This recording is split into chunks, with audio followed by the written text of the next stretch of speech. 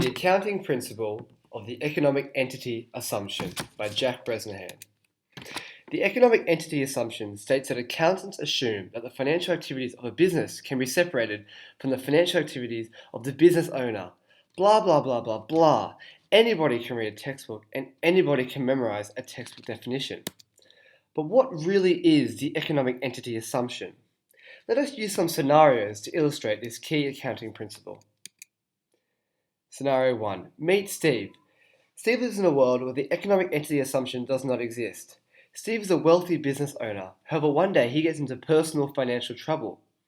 As the economic entity assumption does not exist, Steve's financial trouble causes his business to also have financial trouble and to go bankrupt. Suddenly, no longer is Steve in financial difficulties, the 2,000 workers he employs are also now left without jobs.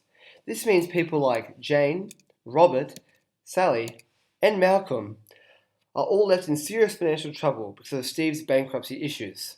This is clearly very bad and a serious concern for the accounting community. Thankfully, we do not live in this scenario. We live in Scenario 2. Scenario 2 is a world where the economic entity assumption does exist, just like our world at the moment. Therefore, meet Steve. Steve is a wealthy business owner who one day gets into financial trouble. Thankfully, whilst he is dealing with his concerns, his second in charge is able to take control of the business, and it ensures the business continues to run smoothly.